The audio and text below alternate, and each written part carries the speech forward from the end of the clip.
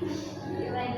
Assalamualaikum warahmatullahi wabarakatuh. Waalaikumsalam warahmatullahi wabarakatuh. Ulang, udah semangat. Assalamualaikum warahmatullahi wabarakatuh. Waalaikumsalam warahmatullahi wabarakatuh. Ya, bagaimana kabarnya hari ini anak-anak? Baik, Oke, sebelum kita belajar, terlebih dahulu kita berdoa dulu. Ya, berdoa dan saja berdoa dimulai.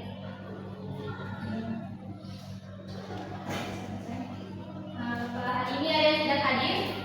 Ada Bu, banyak. Nanti setelah ini ketua kelas catat saja ya nama-namanya. Ya Bu. Oke, kita masuk pada pembahasan kita. Hari ini kita akan belajar Al-Hajj. Nah, terus ada poin-poin pembahasan yang akan kita bahas. Yang pertama ada definisi Al-Hajj, terus dasar hukum Al-Hajj, pembagian Al-Hajj, tujuan Al-Hajj, pembagian majur nilai dan hikmah Al-Hajj. Ini adalah tujuan pembelajaran kita pada hari ini. Selanjutnya kita masuk saja ke pembahasannya. Ada yang tahu apa itu Al-Hajj? Nggak tahu Bu. Tidak tahu? Ya. Oke. Jadi secara bahasa Al-Hajj dari bahasa Arab Al-Hajj, ujran atau hajaran, yang berarti terlarang, tercegah dan terhalang. Sedangkan menurut istilah Al-Hajj ialah tercegahnya seseorang untuk mengelola hartanya karena ada hal-hal tertentu yang mengharuskan adanya pencegahan. Jadi Al-Hajj itu apa? Tercegahnya seseorang untuk mengelola hartanya karena adanya hal-hal tertentu yang mengharuskan adanya pencegahan. Ya, benar sekali. Lanjut. Ada dasar hukum Al-Hajj. Pertama, dalam Al-Quran surah Al-Baqarah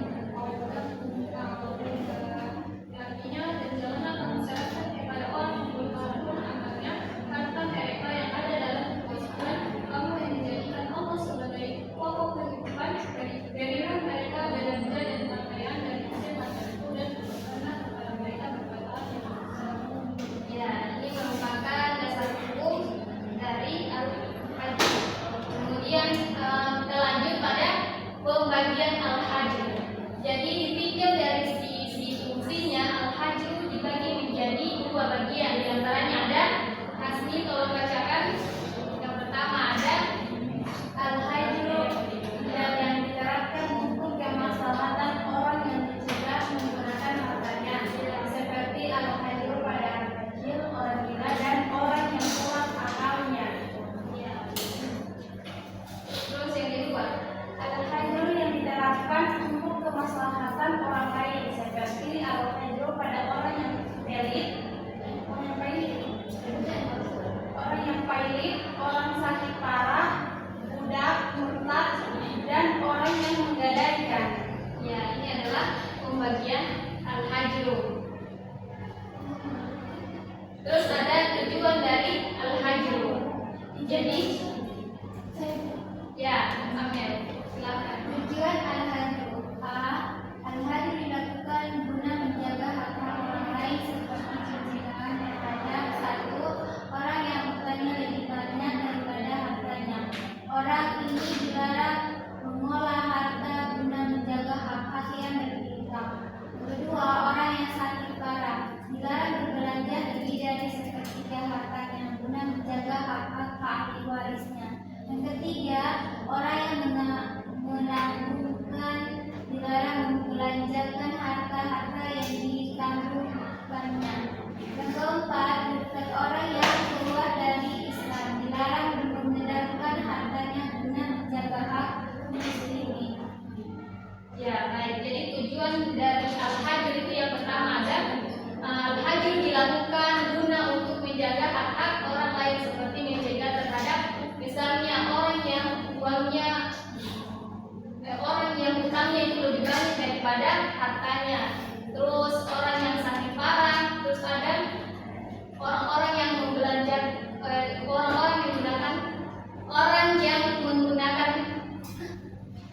orang yang menangguh dilarang membelanjakan harta-harta yang ditangguhkannya. Terus yang kedua ada mahruj, dilakukan untuk menjaga hak-hak orang yang dimahruj itu sendiri, seperti dengan tolong dibacakan di bagian B. Tujuan yang kedua B, ya, orang gila, mahruj yang dilakukan untuk menjaga hak-hak. Terus B. Mahjur dilakukan untuk menjaga hak-hak orang yang belum dimahjur itu sendiri, seperti anak kecil dilarang membelanjakan hartanya hingga beranjak dewasa dan tidak pandai mengelola dan mengendalikan harta.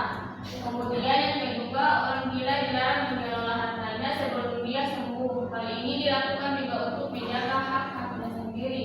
Kemudian yang ketiga, memboros dilarang membelanjakan hartanya sebelum dia sadar. Hal ini juga untuk menjaga hak terhadap hartanya ketika dia membutuhkan pembelanjaannya.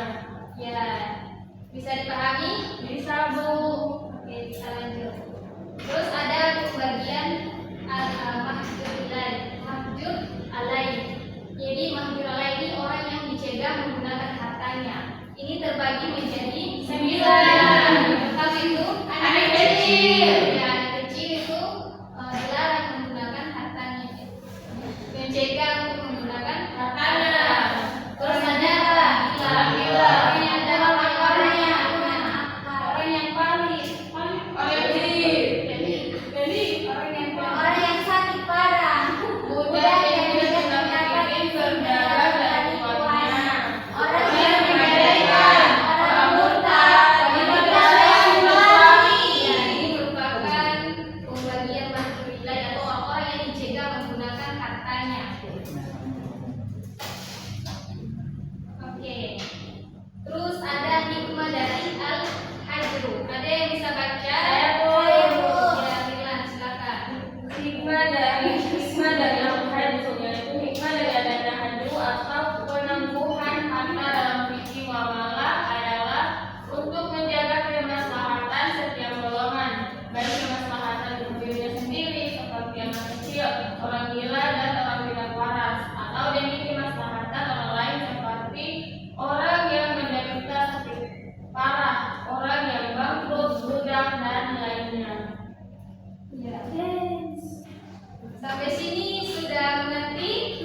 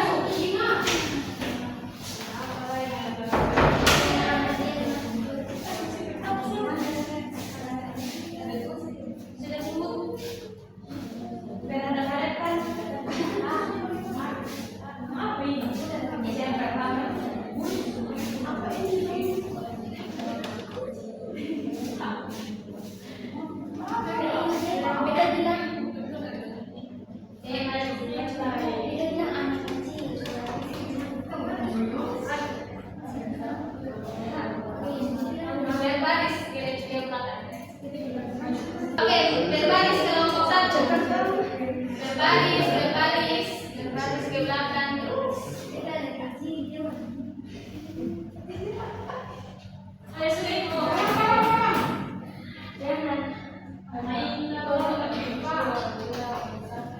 Oke, untuk menjawab pertanyaan ini kita akan main game. Ya, masing-masing memegang pundak temannya yang di depan.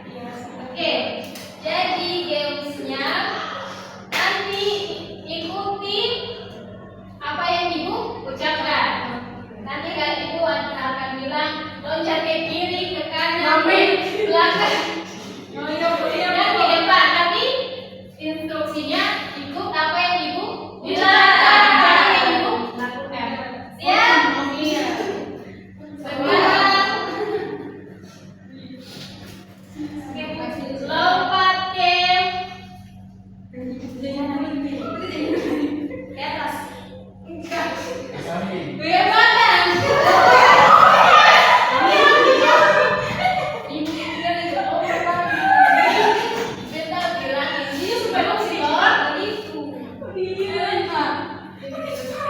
Nanti kalau kirinya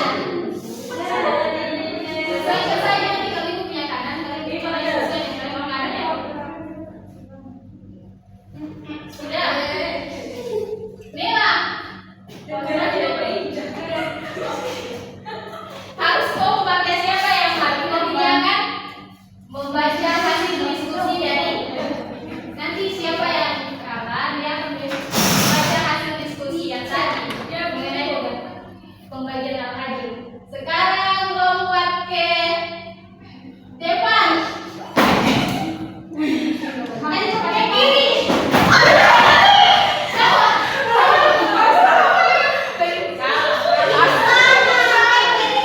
Nanti kelompok 2 lihat siapa yang tidak kompak ya.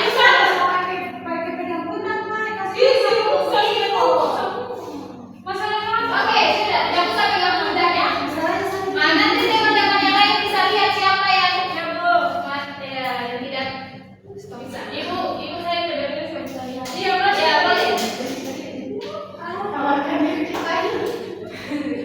Sekarang lompat ke kiri. Oke, Dija.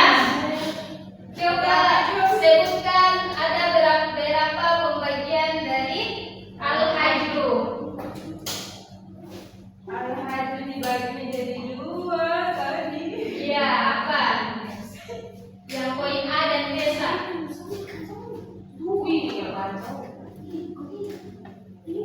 Ada 2 yang poin A dan B. Bukan. Iya, kebaca 2 dari al-hajr. Tujuan itu 1, melindungi harta milik orang yang tidak mampu mengelola dengan baik. Iya. Yang kedua, menjaga keselamatan umat dan mencegah kerugian pihak lain. Yang ketiga, memberi perlindungan hukum bagi orang yang lemah. Sudah, Bu? Sudah. Ya. Duduk. Ya sudah, terima kasih kelompok 2. Ayo kelompok 2.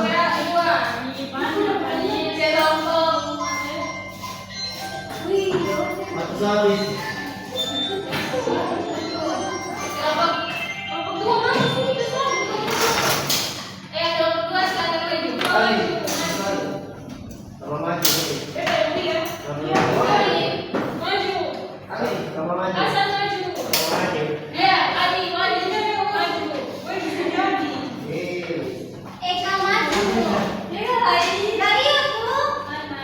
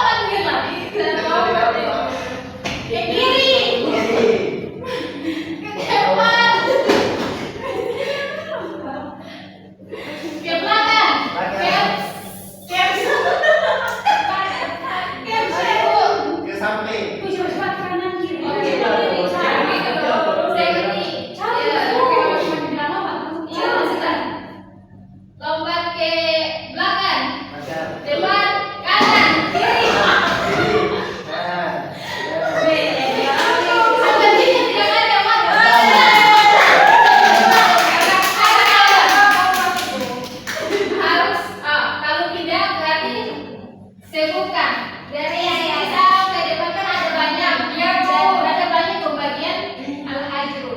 Iya, anak kecil. Maju. Yang kedua orang gila. Makan terus. Orang gendut. Terus. Orang sakit. Terus. Orang sakit parah. Orang buta. Sakit aja, sakit parah. Sudah, Ibu. Oke, sudah. Tadi Datang, dia kasih. ada masih kurang, ada orang yang berani. Ya kan nanti tidak apa-apa. Langsung pulang. Pulang, dia gini.